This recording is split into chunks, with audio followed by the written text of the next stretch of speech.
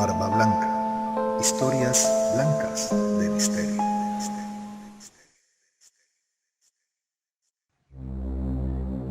¿Y sobre los abuelos de Jesús? En términos históricos se sabe muy poco sobre quiénes fueron Joaquín y Ana, los padres de María, madre de Jesús. Biológicamente es obvio que Jesús tuvo abuelos, incluso pudo haberlos conocido.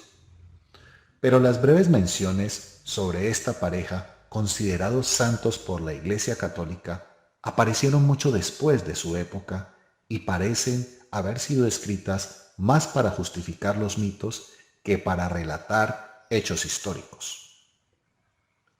La principal fuente de información biográfica sobre Joaquín y Ana es un evangelio apócrifo, un texto conocido como el Protoevangelio de Santiago. El problema es que fue escrito mucho después de la muerte de estos personajes, probablemente alrededor del año 150 después de Cristo.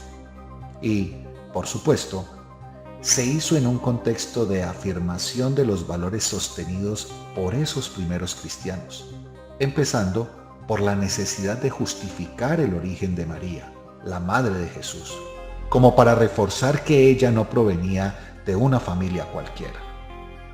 Históricamente no sabemos nada sobre los padres de María. Lo único que tenemos como evidencia es el Protoevangelio de Santiago, que es un texto no canónico del siglo II. Esto lo corrobora el vaticanista Philippe Dominguez, doctor en Ciencias Sociales de la Pontificia Universidad Gregoriana y subdirector del Centro Laico de Roma. Santa Ana y San Joaquín aparecen en este texto. No es precisamente una evidencia histórica, pues ya estamos hablando de algo escrito mucho después de la vida de Jesús. Esto lo agrega en conversación con BBC News Brasil. Entonces, lo que sabemos sobre ellos es lo que terminó en la tradición. Historias basadas en relatos que circularon desde el comienzo del cristianismo, y muchas de ellas terminaron manteniéndose. El historiador André Leonardo Chevitares, autor de Jesús de Nazaret, lo que la historia tiene que decir sobre él, y profesor del Instituto de Historia de la Universidad Federal de Río de Janeiro, señala que todas las cuestiones relativas a la infancia de Jesús, incluidos los relacionados con sus padres y abuelos y otros familiares, se resolvieron mucho después de Jesús. Analizándolo bajo el prisma historiográfico, tiene perfecto sentido. Para sus contemporáneos, cuando se estaba gestando el movimiento de Jesucristo, no importaba registrar tales datos biográficos, ya que era imposible prever la forma en que su vida y su mensaje terminaría dando lugar a algo más grande, en este caso, una nueva religión. Es necesario prestar atención a esto. Eso enfatiza Chevitares. El historiador recuerda que los datos sobre la genealogía de Jesús están presentes en los libros canónicos, en los evangelios de Mateo y Lucas. Y ellos escriben esos unos 90 años después del nacimiento de Jesús. El investigador explica, sin embargo, que existen análisis comparativos que indican que los pasajes que aluden al nacimiento de Jesús fueron injertados a posteriori. Sospechamos que los datos relativos al nacimiento de Jesús, inclusive sobre José y María como padres de Jesús, habrían sido añadidos tardíamente, probablemente en el siglo II. Añade Chevitares. A lo largo del siglo I no hubo interés en el nacimiento y los orígenes familiares de Jesús. ¿Quién era la madre? ¿Quién era el padre? ¿De quién eran hijos? Eran interrogantes, explica Chevitarese, y sugiere que narraciones sobre la infancia de Jesús se dieron porque había una demanda entre los primeros grupos cristianos. Por eso el investigador cree que las narraciones terminaron recibiendo características muy parecidas a los relatos mitológicos en general, en los que Jesús gana estatus divino. Son modelos para hablar de narraciones del nacimiento de hombres gigantes. Esto parte de la tradición oral que fijó los nombres de los padres de Jesús en José y María mucho más tarde. Cuando apareció el protoevangelio de Santiago, la cuestión que se planteaba era la necesidad de solucionar un problema concerniente a la madre de Jesús, porque pesaban sobre ella acusaciones muy graves, como el hecho de haber tenido a Jesús fuera de una unión legítimamente concebida por las leyes religiosas judías. Según el Evangelio de Mateo, José, cuando supo que María estaba embarazada, dijo: «Este niño no es mío, nunca tuve ningún contacto con ella». Cita Chevitarese. Ahí entraron en los relatos los padres de María, o sea, los abuelos de Jesús, Joaquín y Ana. Para resolver esta situación, dice el historiador: Ahora bien, si ni siquiera tenemos datos fidedignos de quiénes fueron los padres de Jesús, imagínate quiénes fueron sus abuelos, Joaquín y Ana. Probablemente estemos, por tanto, en el campo del mito, en el campo de un tipo de literatura que quiere resolver esta situación de, entre comillas, prostitución de María, la madre de un hijo ilegítimo fuera del matrimonio. Pero, ¿y entonces qué dice el protoevangelio? El protoevangelio de Santiago está elaborado de tal manera que imparte un aura de santidad a María. La inserción de Joaquín y Ana se crea para demostrar que María tiene familia, que no es una prostituta ni una loca, que tiene pedigrí, y que se describe a Joaquín y Ana como los responsables de criar a María bajo la ley judía, prácticamente criada dentro de un templo. Esto lo aclara el historiador. Toda esta historia es fantasía llena de mitos y conceptos erróneos por parte de la ley judía de pureza. Abordar este tema significa entrar en relatos míticos cuyo valor histórico tiende a cero. Un terreno de nacimientos divinos que modela a Jesús al estilo de los héroes de la cuenca mediterránea.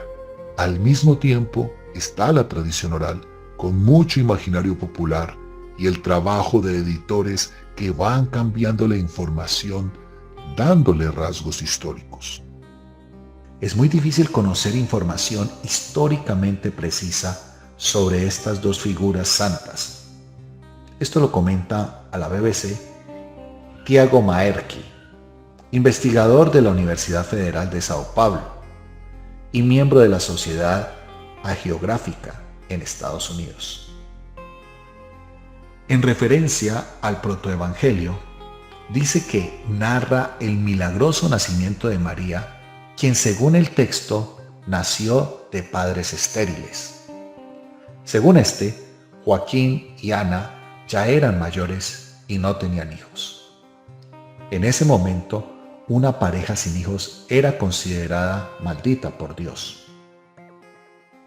Tanto Ana como Joaquín se presentan fervorosos en oración, pidiendo a Dios que los libere de esa maldición.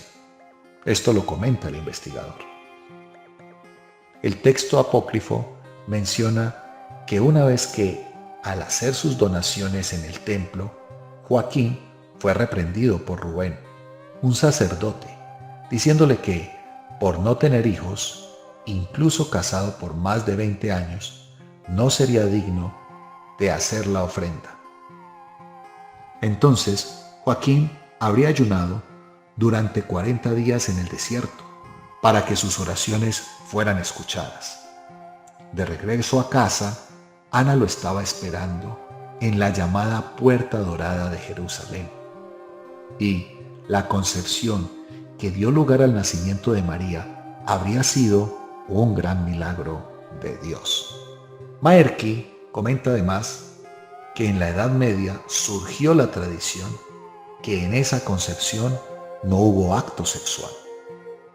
Joaquín entonces consulta los registros de las 12 tribus de Israel para verificar si su caso era único y encuentra la historia de Abraham, que también solo había logrado engendrar hijos con su esposa Sara en la vejez.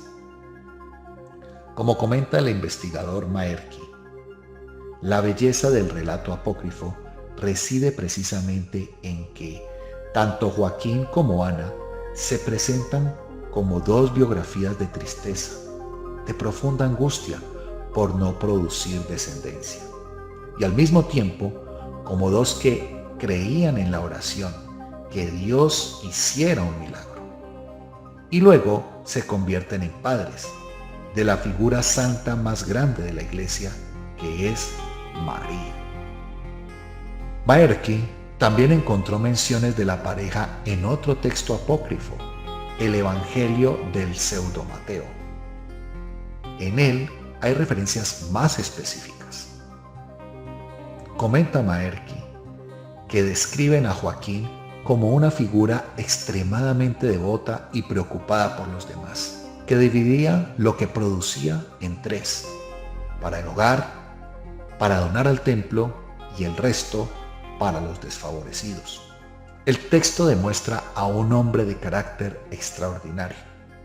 Fuera de esos momentos cercanos a lo que sería el nacimiento de María, no existen otros registros de Joaquín o Ana, ni nada que mencione si hubo o no alguna relación entre ellos y Jesús. Hay una mención de que Ana habría muerto a los 80 años y nada sobre la muerte de Joaquín. No aparecen en la vida pública de Jesús, por lo que también quedan fuera del relato bíblico canónico. No existen en la Biblia. Esto lo comenta el vaticanista Philippe Dominguez. 1000 años después, si las primeras menciones registradas de los que habrían sido los abuelos de Jesús datan del siglo II, recién en la Edad Media su recuerdo se difundió ampliamente entre los cristianos.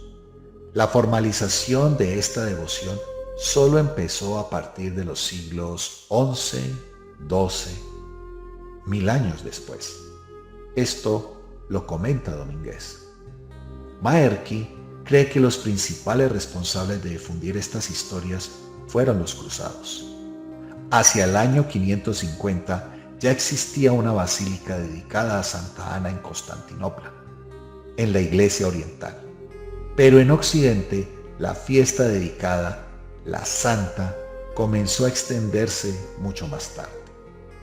En un texto publicado el año pasado, el aiólogo José Luis Lira, fundador de la Academia Brasilera de Aiología y profesor de la Universidad Estatal Vale do Acaru, reconoce que no se sabe mucho al respecto.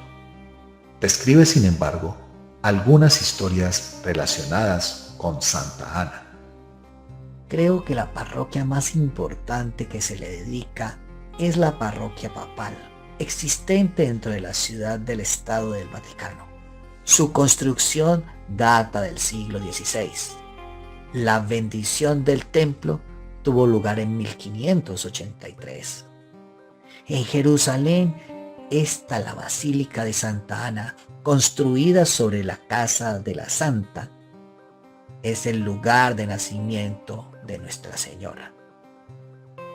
Esto lo cita José Luis Lira.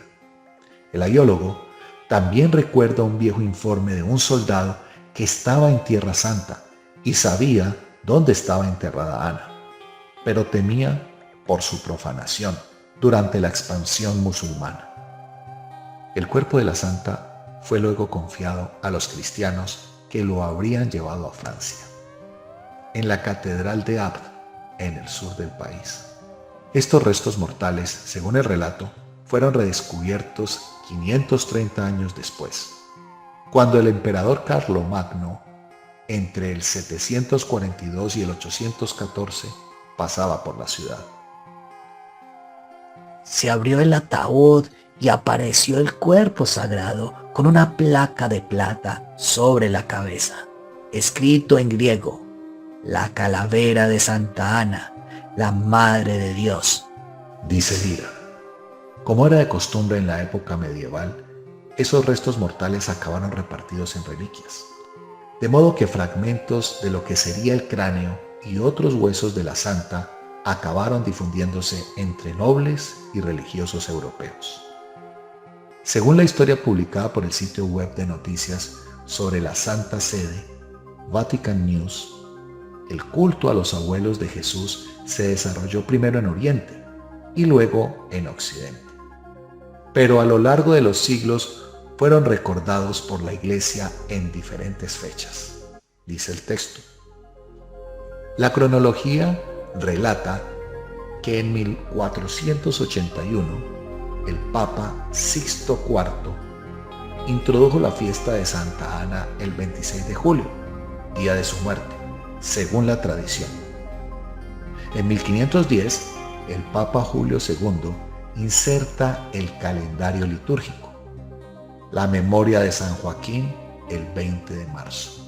Posteriormente, en 1969, después del Concilio Vaticano II, los padres de María fueron reunidos en una sola celebración el 26 de julio. El vaticanista Domínguez explica que tal unificación tiene un fuerte significado. Es para darle a la fecha un símbolo de familia, de santidad familiar, analiza, y también porque representan el paso del mundo viejo al mundo nuevo, el mundo de la tradición judía, en el que participaron, al mundo cristiano que será fundado desde el Hijo de María. Oficialmente, el Vaticano registra solo esta frase en el Martirologio Romano, el libro de los santos aprobado por el catolicismo. Está allí el 26 de julio, memoria de San Joaquín y Santa Ana, padres de la Inmaculada Virgen, Madre de Dios, cuyos nombres conservan las antiguas tradiciones cristianas. ¿Y tú? ¿Qué opinas de esta historia? ¿Conocías algo sobre los padres de Jesús? Barba Blanca. Historias blancas de misterio.